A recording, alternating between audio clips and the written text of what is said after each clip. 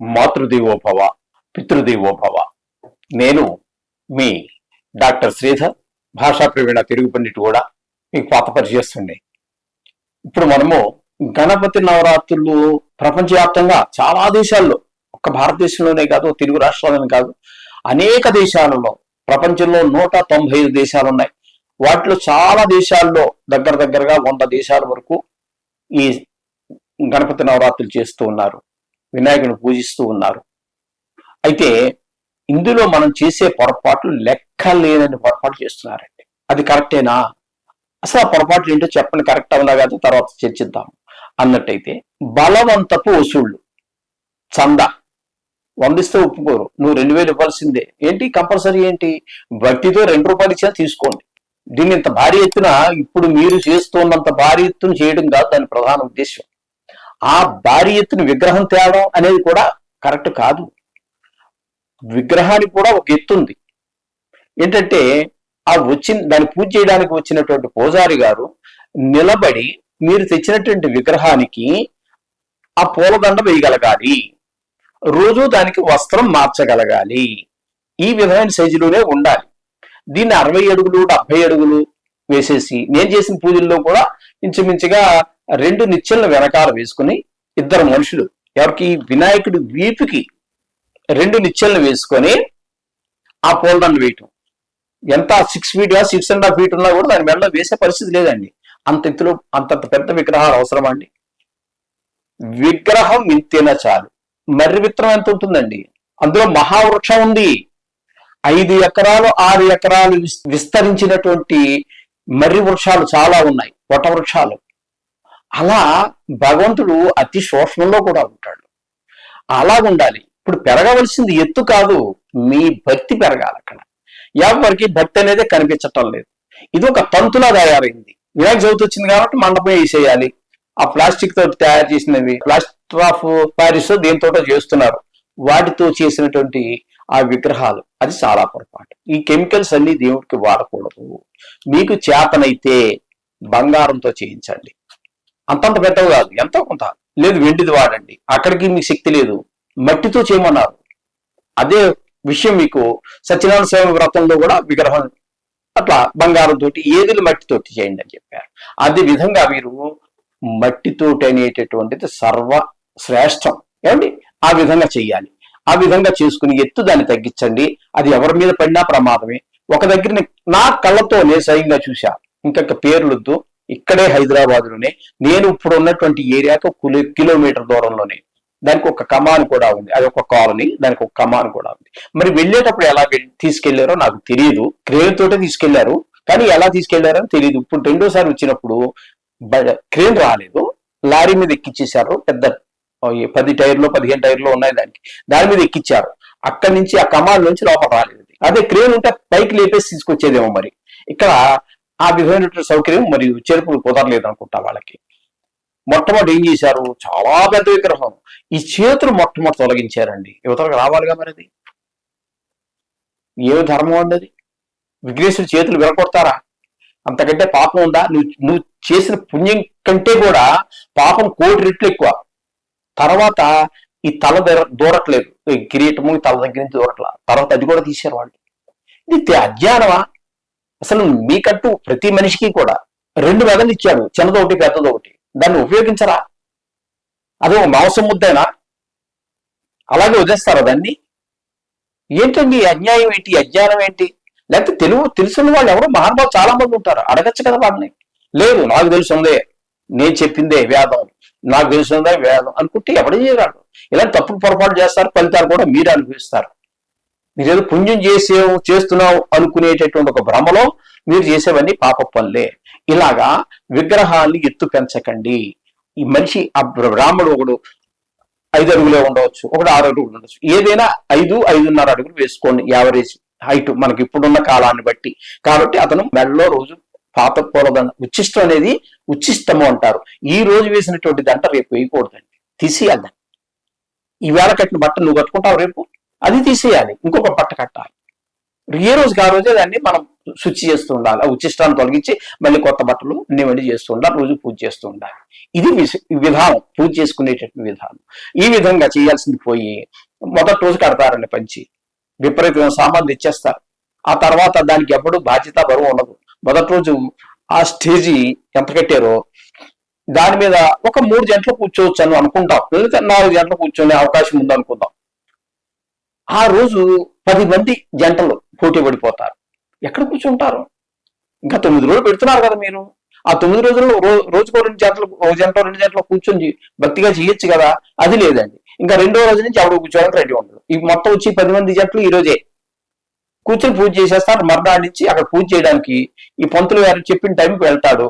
వెళ్ళిన తర్వాత అక్కడ మైక్ ఉంటుంది కదా, ఆ మైకులో అమ్మ పంతులు గారిని వచ్చేసాను అందరూ రండి అని చెప్పేసి ఒక 20 సార్లు ఒక ఇంచుమించు 30 గంట సమయం అరిచి అరిచి అరిచి అరిచి పెడితే వీళ్ళన్నీ సింగారించుకుని మెల్లిగా వస్తారు. పూజకి కూడా మరి కాస్త టైంని కేటాయించలేకపోతే ఎలాగండి? ఆ ముందు అక్కడ కూర్చునే వాళ్ళు, పూజ చేసుకునే వాళ్ళైనా వస్తే పూజ చేస్తుంటే మధ్యలో వాళ్ళు అక్కడ స్టేజీ మీద కూర్చుని పూజ చేయనటువంటి వాడు కొంచెం నిదానంగా వచ్చినా పర్వాలేదు. అసలు రారే. ఇంకా కొన్ని చోట్ల చేశాను, నేను కూడా చేశానండి వినాయక చవితి పూజ, నేను చేసిన వాడిని. అక్కడికి వెళితే ఇక 3వ రోజు నుంచి కొబ్బరికాయ ఉండదండి.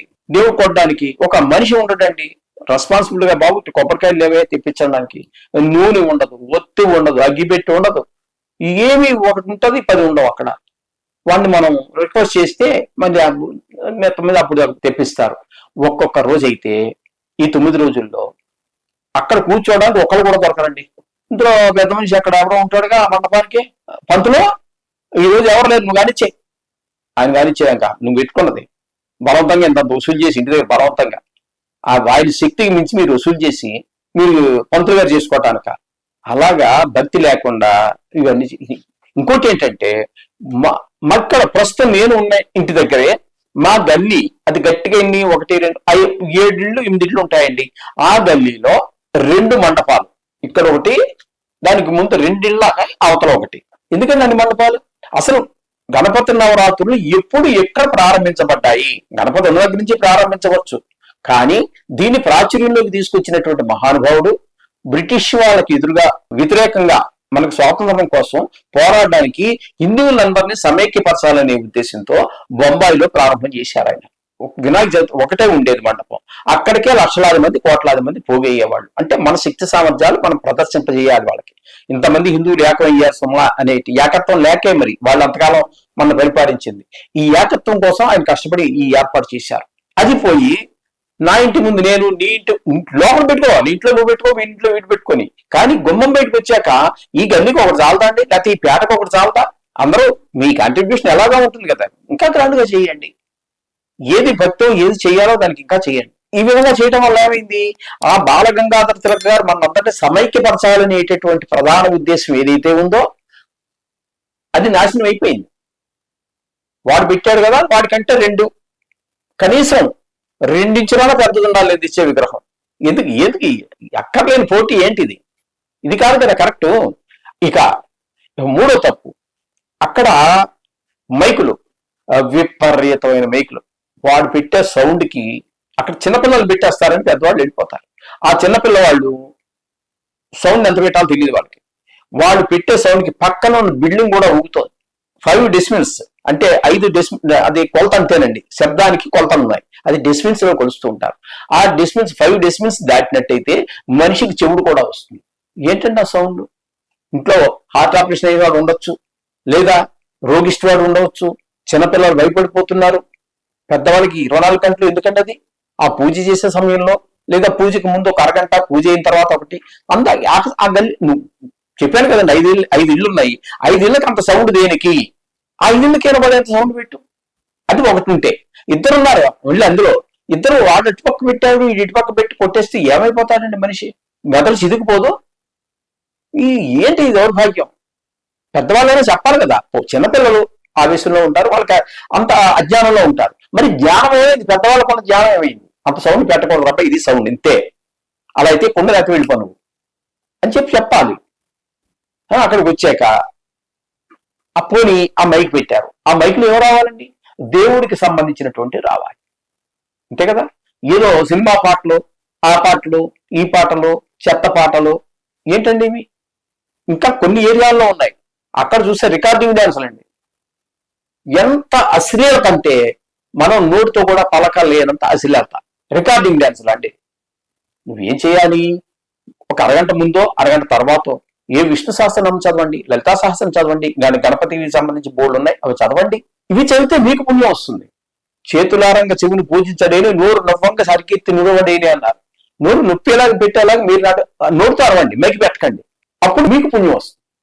మైకి పెట్టేసావు, పుణ్యం అడుగు రావాలి. మైకా ఆ మైక్ లో ఆ పాట పాడిన సినిమాలో సంగీత పాటలు పాడే వాళ్ళు ఉన్నారు కదా, బాలసుబ్రహ్మణ్యం గారు, మరో వాళ్ళ పేర్లు కూడా నాకు పూర్తిగా తలకొని చాలా మంది ఉన్నారు. ఈ మధ్యకాలంలో చాలా మంది వచ్చేసారు.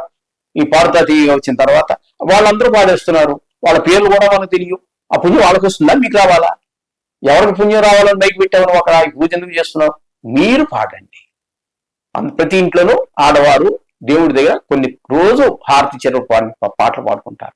లేదు రావు, అందరితో కలిసి సమూహంగా విష్ణు సహస్రనామం, లలితా సహస్రనామం, భగవద్గీత పారాయణం, భగవంతుడికి సంబంధించినటువంటి ఏది చదివినా పుణ్యమే.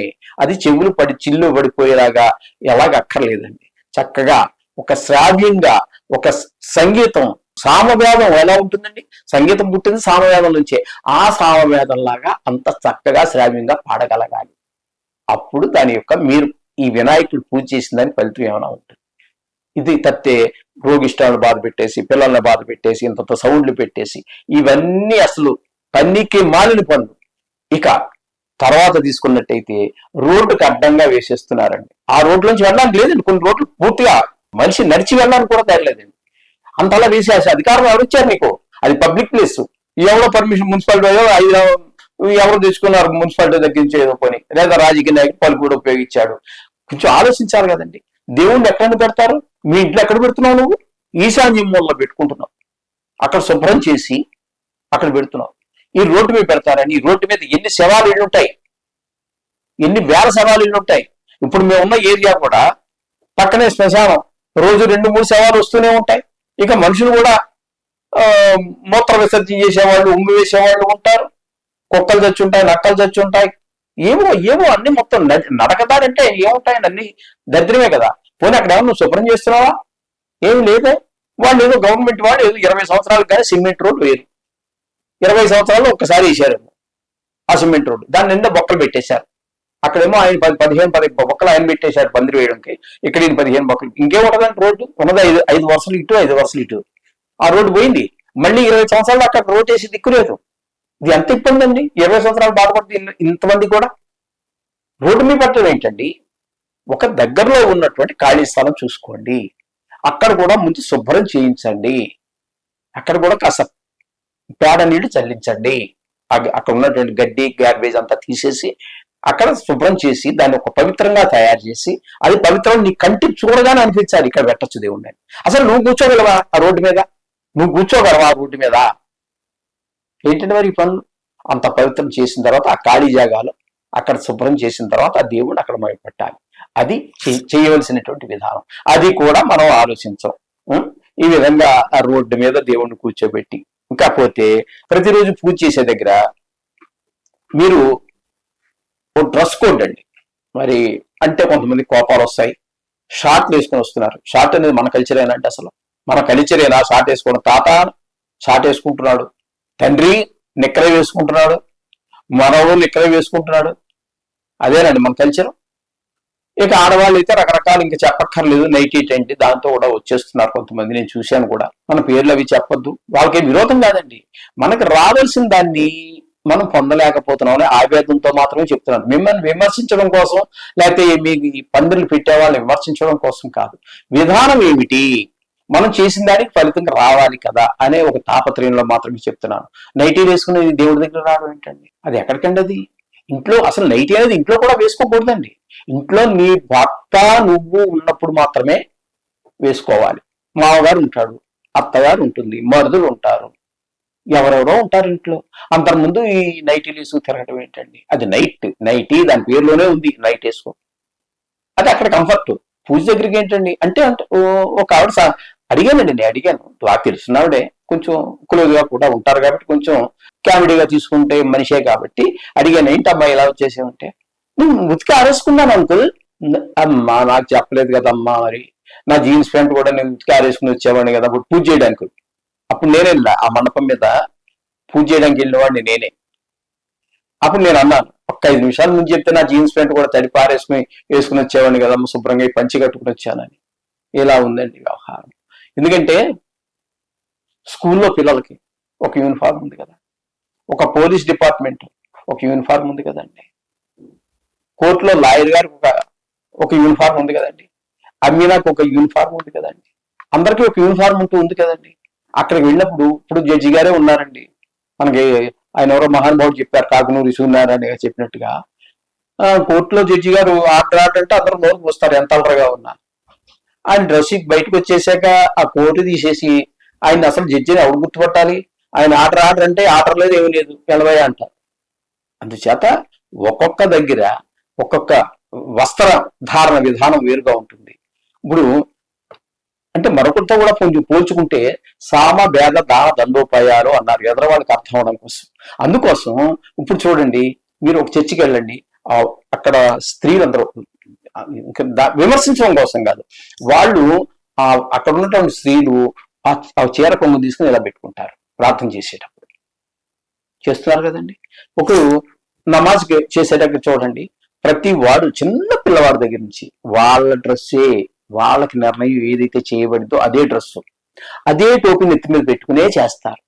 చూడండి, మీరు చూడండి. అంటే వాళ్ళు కరెక్ట్, మనం తప్పని చెప్పడం ఉద్దేశం కాదు, వాళ్ళని విమర్శించడం కాదు, మిమ్మల్ని విమర్శించడం కాదు. ఇందులో విమర్శకి తావే లేదండి, యథార్థం తెలుసుకుందాము అని తాపత్రయం అంతే. చేత ఈ విధంగా మనం అక్కడికి వచ్చేటప్పుడు ఆ వస్త్రధారణ కూడా మనకి గౌరవాన్ని కలిగించేటట్టుగా ఉండాలే కానీ మన గౌరవానికి భంగం కలిగించేటట్టుగా, మన గౌరవానికే కాదు, మన మతానికే కాదు, మన హిందుత్వానికే కాదు, ఇవన్నీ భంగం కలిగే విధంగా ఉండరాజు. ముఖ్యంగా చెప్పాల్సింది ఏంటంటే అమ్మా, మన సనాతన ధర్మం ఏదైతే ఉన్నదో అది నిలబెట్టాలి అన్నట్టయితే ఆడవారి చేతుల్లోనే ఉంటుంది, మగవారి చేతుల్లో చాలా తక్కువ ఉంటుంది. ఈ పూజలు చేసే విధానం కానీ, చెప్పిన పాటించడం కానీ, అసలు సనాతన ధర్మం ఇంతకాలం నిలబడింది అంటే ప్రధానంగా స్త్రీలే కారణము. అది చిన్నపిల్లల దగ్గర నుంచి నేర్పండి, ఆటోమేటిక్ వచ్చేస్తుంది. మొహాన్ని బొట్టు పెట్టుకోవడం నేర్పండి. మన ధర్మాలు ఏవైతే ఉన్నా అవే పాటించండి. వాళ్ళ ధర్మాలు వాళ్ళు పాటిస్తున్నారు కదా, ఎవరి ధర్మాలు వాళ్ళు పాటిస్తున్నారు, అలాగే మన ధర్మాన్ని మనం పాటిస్తాం. ఇంకొక విషయం, మీరు ఆదివారం నాడు చర్చి, పిల్లలందరికీ సెలవే కదండి, చర్చి దగ్గరికి పిల్లలందరూ వచ్చి అల్లరి ఏమైనా చేస్తున్నారా? పెద్దవాళ్ళు వాళ్ళు ప్రేయర్ చేసుకుంటూ ఉంటే ఎవరి పిల్లలు వాళ్ళు కంట్రోల్లో పెట్టుకుంటున్నారు. ఇక్కడికి పిల్లలు లైట్ల గురించి వచ్చేస్తారు, ఇంకా ఒకటే అల్లరి, పంతులు గారిని పూజ చేయనివ్వరు, ఆటలు, గోళ. అక్కడికి అమ్మా మరి పెద్దవాళ్ళందరూ కొంచెం వాళ్ళనట్ట దూరంగా పంపించండి అంటే ఎవ్వరు, అసలు నా పిల్ల కాదన్నట్టు వదిలేస్తున్నారు. నేనే ప్రత్యక్ష సాక్షిని, ఎవరు పట్టించుకోరు. వాళ్ళ పిల్లాడు మళ్ళీ నువ్వు వచ్చావో కోపానికి వస్తారు. ఇది అవసరమా? పూజారి గారికి అవసరం అండి ఇది? పిల్లల్ని కూడా కంట్రోల్ పెట్టుకోలేవా? వాడు ఎలాగ పెద్ద అయ్యేకి అలవాటు నీ మాట. ఇప్పుడు చదువుకునే పిల్లలు కూడా నువ్వు సంస్కారం నేర్పకపోతే వాడికి ఎక్కడి నుంచి వస్తుంది? ఎవరు నేర్పుతారు? ఇంతేనా వాళ్ళ బతుకులు? సంస్కారం లేకుండా అలాగే పెరగాల్సి వస్తుందా? అలా కాదు, వాళ్ళు సంస్కారవంతులుగా తీర్చిదిద్దండి. వాళ్ళు ఈ దేశానికి వినుముక వాళ్లే, రాబోయే తరం వాళ్లే. భక్తి నిలబడాలన్నా, మన సనాతన ధర్మం నిలబడినా, మన దేశభక్తి నిలబడాలి, ఏది చేయాలన్నా కూడా ఆడవారే వాళ్ళ పిల్లలకి చెప్పడం ద్వారానే రాబోయే తరానికి మనం అందించగలుగుతున్నాము అనే విషయాన్ని మీరందరూ గుర్తు పెట్టుకోండి అమ్మా. ఈ విధంగా కూడా కొంచెం పిల్లల్ని అక్కడికి వచ్చి అల్లరి చేయడానికి కాదు, ఆడుకోవడానికి కాదు అమ్మా. ఇది కూడా కొంచెం గుర్తుపట్టుకుని గుర్తించి మీరు పెద్దవారైతే మగవారు, ఆడవారైతే దూరంగా విడిచి ఆడుకోమని చెప్పండి. అది కూడా చేయట్లేదు. ఈ విధంగా ఉంటుందమ్మా. అంచేత ఇవన్నీ గమనించి మీరు, ఇవన్నీ మనం చేస్తున్నటువంటి తప్పులు. ఇక లాస్ట్ రోజునైతే, ఆఖరి రోజునైతే గణపతి నవరాత్రులు అంటారు వీటిని. నవ అంటే మన తెలుగులో నానార్థాలని ఉంటూ ఉంటాయనుకోండి. నవ అంటే 9 అని ఒక అర్థం అయితే, నవ అంటే కొత్త అని కూడా ఒక అర్థం ఉంది. మనం చేసేది ఇక్కడ కొత్త అని కాదండి, నవ అంటే 9 రాత్రులు చెయ్యాలని. దీన్ని ఈ లోపల మీకు అక్కడ సౌకర్యం లేకపోతే 2 రోజులకో 3 రోజులకో 4 రోజులకో తీసేస్తున్నారు. ఓకే, మంచిదే, చేయండి. అయిపోయిన తర్వాత అందరూ 9వ రోజు పెట్టేసుకుని అక్కడికి వెళ్తే ఖాళీ ఉండదు ఆ ట్యాంక్ బండ మీద. అందుచేత దీన్ని 10వ రోజు తీసుకెళ్లేవాడు ఒకడు, 11వ రోజు తీసుకెళ్లేవాడు ఒకడు, 15వ రోజు తీసుకెళ్లేవాడు ఒకడు, ఇన్ని రోజులు ఉంచకూడదమ్మా. ఉన్నప్పుడు దాన్ని మనకు తగిన శాస్త్రీయమైన పద్ధతిలో మనం పూజ చేయించగలగాలి కదా. మీరు మాట్లాడేటప్పుడు కూడా పంతులు గారిని 9 రోజులకైనా మాట్లాడుతున్నారు, 5 రోజులు అంటే 5వ రోజుకైనా మాట్లాడుతున్నారు. ఎవరు చేస్తారు పూజ దానికి?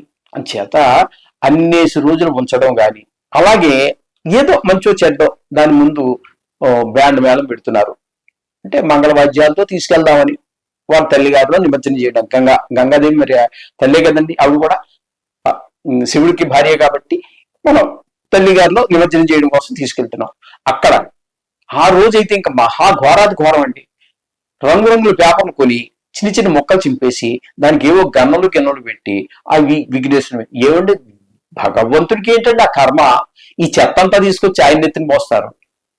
అదే కాకుండా అక్కడ దాని ముందు డ్యాన్సులు విపరీతంగా తాగేసి మద్యపాన సేవనం చేసి అది హీరోయిజం అనుకుని, అదే భక్తి అనుకుని దేవుడి దగ్గరికి అలా తాగి వెళ్ళవచ్చా అండి? అది నేను చెప్పక్కలే, మీకు తెలుసు అది. కానీ ఒక్కసారి హెచ్చరిస్తే మీకు కొంచెం అవగాహన వస్తుందని హెచ్చరిస్తున్నాను అంతే, మిమ్మల్ని ప్రచోదనం చేయడం కోసం.